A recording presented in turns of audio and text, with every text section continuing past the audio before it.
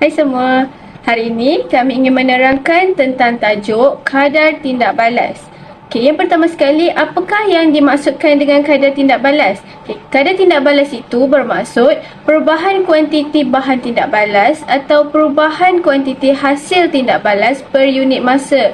Okey, seperti yang kita dapat lihat persamaan di bawah. Kadar tindak balas sama dengan perubahan kuantiti bahan tindak balas atau perubahan kuantiti hasil tindak balas dibahagikan dengan masa yang diambil untuk perubahan itu berlaku. Okey, semasa berlakunya tindak balas ini, kuantiti bahan tindak balas akan semakin berkurang, manakala kuantiti hasil tindak balas akan semakin bertambah. Okey, seterusnya bagaimana kita nak tahu suatu kadar tidak balas itu telah berlaku? Yang pertama sekali dengan melihat pembentukan mendakan.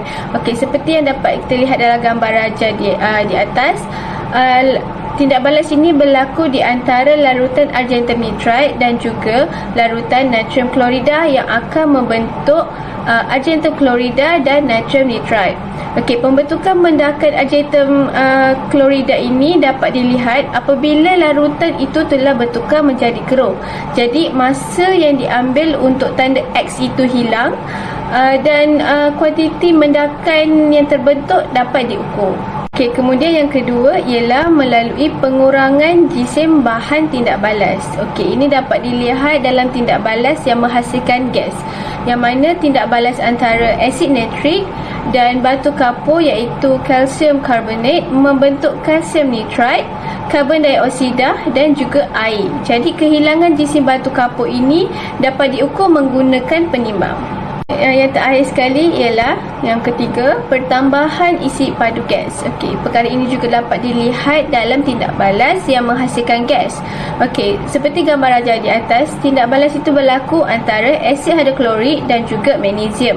Okey, dalam tindak balas ini, magnesium klorida dan hidrogen gas akan terbentuk. Okey, gas hidrogen ini akan dikumpul dan isi padu gas ini dapat diukur menggunakan picagari ataupun silinder penyukat.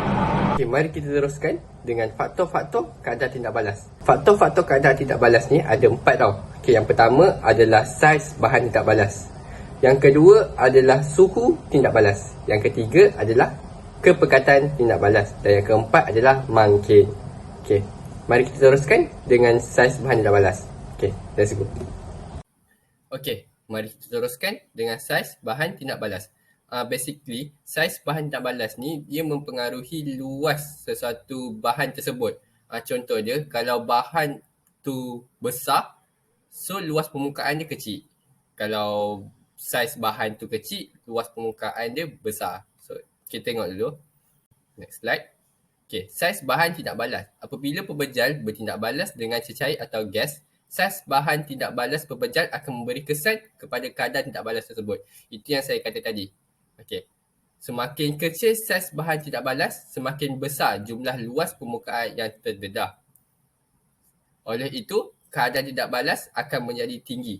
Dia menjadi tinggi dan menjadi lebih cepat. So, semakin kecil saiz bahan tu, semakin cepat kadar tindak balas tu. Okey, kita tengok dekat graf dia. Graf tu menunjukkan kadar tindak balas bagi kalsium karbonat dan asid hidroklorik. Tengok kat situ, small chip of kalsium karbonat. Kadar tindak balas dia tinggi, lebih tinggi daripada large chip of kalsium karbonat. Kita dapat lihat di situ dalam graf, lebih kecil saiz tu, lebih tinggi kadar tindak balas dia. Next. Okay. Ini adalah contoh video yang mengandungi maklumat tentang graf kadar tindak balas. Okay, korang boleh tekan YouTube ni. Dia akan tunjukkan kita beberapa graf tentang kadar tindak balas melawan masa. Dia ada 4 kan. Yang pertama adalah saiz, yang kedua adalah suhu, kepekatan dan pemangkin. So, korang boleh tekan untuk mengetahui dengan lebih lanjut. Seterusnya, kita akan bergerak ke faktor tindak balas yang kedua, iaitu suhu. Pada suhu yang tinggi, partikel-partikel bahan tindak balas mempunyai lebih banyak tenaga kinetik. Ini akan mengakibatkan partikel tersebut bergerak dengan hal laju yang tinggi dan boleh menghasilkan pelanggaran yang efektif serta meningkatkan kadar tindak balas. Maka, dengan tafsiran ini, kita dapat menghipotesiskan bahawa lebih tinggi suhu tindak balas, lebih cepatlah kadar tindak balas. Di sini saya ada sertakan satu graf yang menunjukkan kesan suhu ke atas kadar tindak balas bagi tindak balas antara kalsium karbonat dan juga asid hidroklorik. Berdasarkan apa yang kita dapat lihat daripada graf ini, apabila kita menggunakan suhu sebanyak 30 darjah Celsius, graf yang kita dapat hasilkan adalah kurang curam berbanding apabila kita menggunakan suhu sebanyak 50 darjah Celsius. Berdasarkan graf kadar tindak balas, apabila graf tersebut semakin curam, dia akan menunjukkan bahawa kadar tindak balas yang dihasilkan adalah lebih tinggi. Saya juga ada sertakan satu video yang menunjukkan eksperimen berkaitan faktor suhu ke atas kadar tindak balas daripada seorang guru cemerlang kimia yang bernama Hairul Nizam bin Omar yang kita boleh saksikan. Baiklah, kita akan teruskan lagi dengan bahagian berikutnya, iaitu faktor kepekatan molekul ataupun kepekatan zarah. Di dalam slide ini saya akan menerangkan beberapa istilah penting yang anda perlu tahu sebelum anda mengenali apa itu kepekatan. Yang pertama adalah zat telarut. Zat telarut adalah bahan-bahan yang dilarutkan oleh pelarut. Pelarut ni apa pula? Pelarut ni adalah bahan-bahan yang melarutkan zat telarut. Contoh pelarut yang selalu digunakan adalah air. Air merupakan satu pelarut universal. Jadi di dalam kes kepekatan ini, zat telarut ini kepekatannya boleh dikurangkan ataupun kepekatannya boleh ditambah.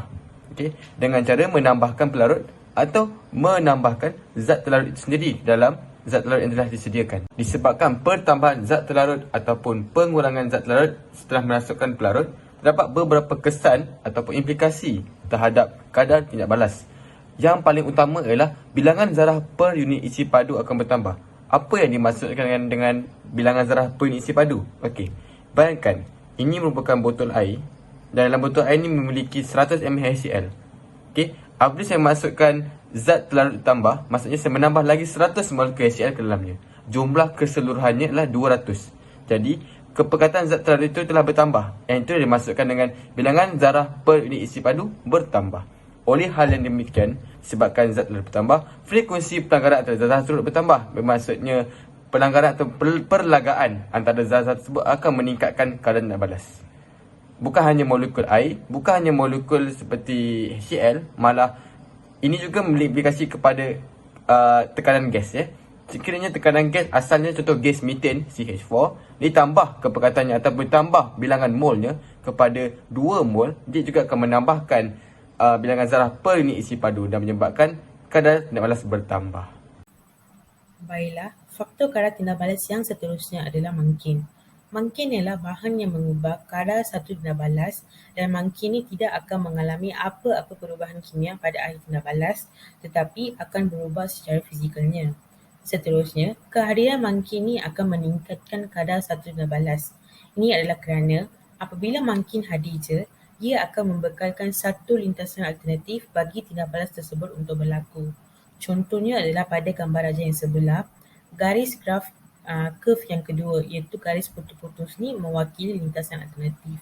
So, lintasan alternatif ni mempunyai tenaga pengaktifan iaitu dari punca sampai garisan bahan tindak balas iaitu garisan A tambah B ni adalah garisan bahan tindak balas. So, itu adalah tenaga pengaktifan. Apabila kita menggunakan mangkin, tenaga pengaktifan ni akan berkurang. Oleh itu, bilangan zarah bahan tindak balas ni akan bertambah dan frekuensi pelanggaran antara zarah-zarah juga akan bertambah. Seterusnya adalah sifat-sifat mangkin. Pertama sekali adalah mangkin ni tidak akan berubah dari segi kuantiti dan juga dari segi komposisi kimianya. Seterusnya, tindakan mangkin ni adalah khusus dan mangkin hanya diperlukan dalam kuantiti yang kecil sahaja.